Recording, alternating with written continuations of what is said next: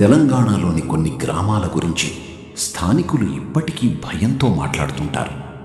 రాత్రి 12 దాటిన తర్వాత అక్కడ వినిపించే శబ్దాలు, ఎవ్వరూ అర్థం చేసుకోలేని సంఘటనలు, దేవాలయాల నిర్మాణ సమయంలో జరిగిన అద్భుతాలు, ఇవి కేవలం కథలా అనిపించినా వాటి వెనక భక్తి, భయం, దైవశక్తి కలిసిన వాస్తవాలు దాగి ఉంటాయి.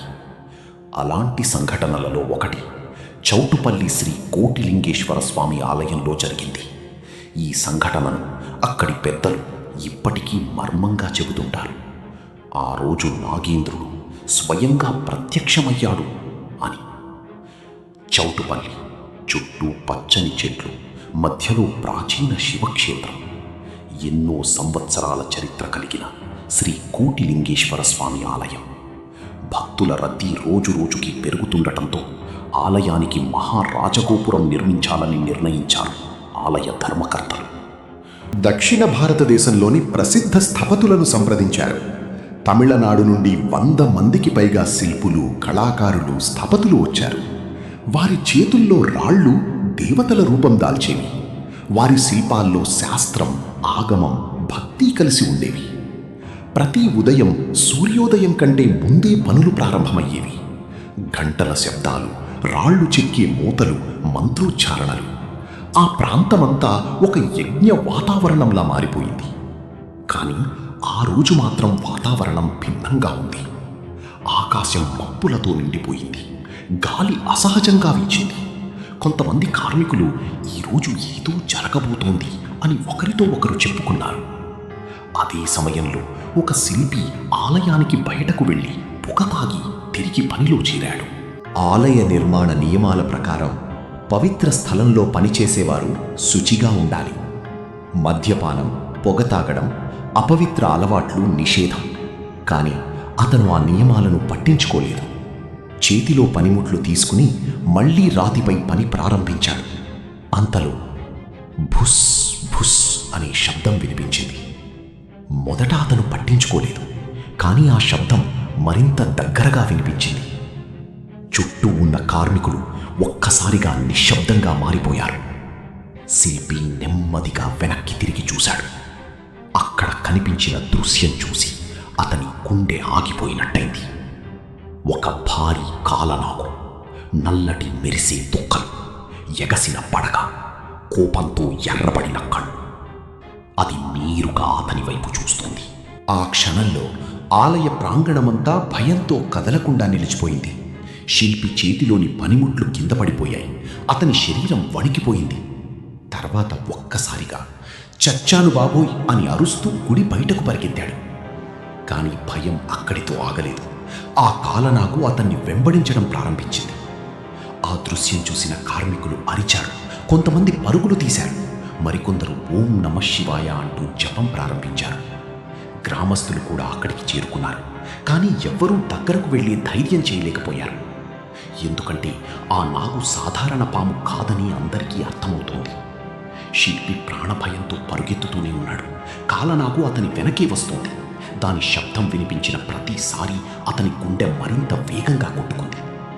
అంతలో ఆలయ అర్చకులు, ధర్మకర్తలు అక్కడికి చేరుకున్నారు. వారిలో గంగాప్రసాద్ దీక్షితులు కూడా ఉన్నారు. అక్కడి పరిస్థితిని చూసి ఆయన ఒక్కసారిగా గంభీరంగా మారిపోయారు. ఇది సాధారణ విషయం కాదు అని అన్నారు. వెంటనే ఆయన ఈ విషయాన్ని తమ తాతగారైన హన్మండ్లు పంతులకు తెలియజేశారు. హన్మండ్లు పంతులు ఆ ప్రాంతంలో మంత్రశాస్త్రం, ఆగమశాస్త్రం, నాగబంధ విధానాల్లో ప్రావీణ్యం కలిగిన వృద్ధుడు. ఆయన ఎన్నో దైవ కార్యాల్లో పాల్గొన్నారని చెబుతారు. విషయం విన్న వెంటనే ఆయన కళ్ళు మూసుకొని ధ్యానం చేశారు. కొన్ని క్షణాల తర్వాత నాగేంద్రుడు కోపంగా ఉన్నాడు అని అన్నారు. అక్కడున్న వారంతా నిశ్శబ్దంగా ఆయన మాటలు విన్నారు. ఆ తర్వాత హన్మండ్లు పంతులు ప్రత్యేక మంత్రాలతో నాగబంధం చేసి పవిత్ర మట్టి ఇసుకను సిద్ధం చేశారు. ఆ ఇసుకను గంగాప్రసాద్ దీక్షితులకు అందిస్తూ, భయపడకండి, నాగేంద్రునికి నమస్కారం చేసి ఇది చల్లండి అని చెప్పారు. ఇక ఆలయ ప్రాంగణంలో ఉద్రిక్తత మరింత పెరిగింది. గంగాప్రసాద్ దీక్షితులు నెమ్మదిగా ముందుకు నడిచారు. అందరూ ఉత్కంఠగా చూస్తున్నారు.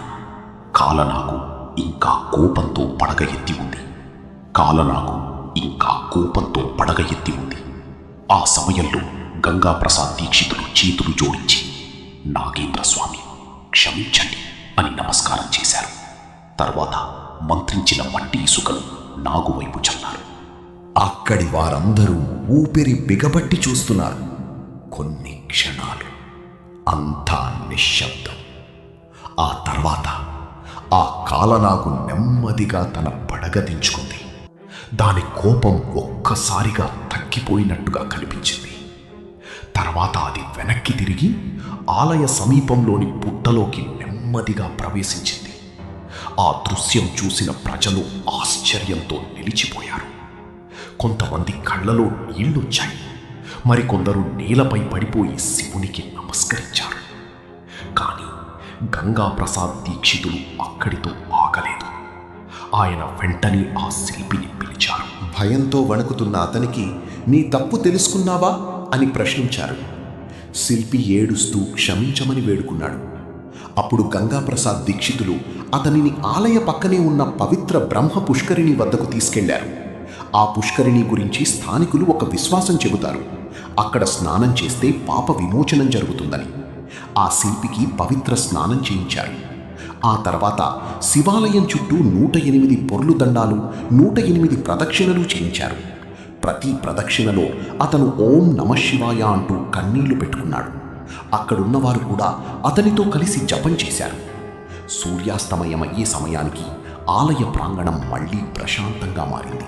కానీ ఆ రోజు జరిగిన సంఘటన అక్కడ పనిచేసిన ప్రతి ఒక్కరి జీవితంలో చెరగని జ్ఞాపకంగా మిగిలిపోయింది.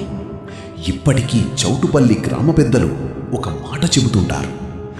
దేవాలయం అనేది కేవలం రాళ్లతో కట్టిన నిర్మాణం కాదు, అది దైవశక్తి నివసించే స్థలం. అక్కడ నియమాలను అవమానిస్తే ప్రకృతి కూడా హెచ్చరిస్తుంది.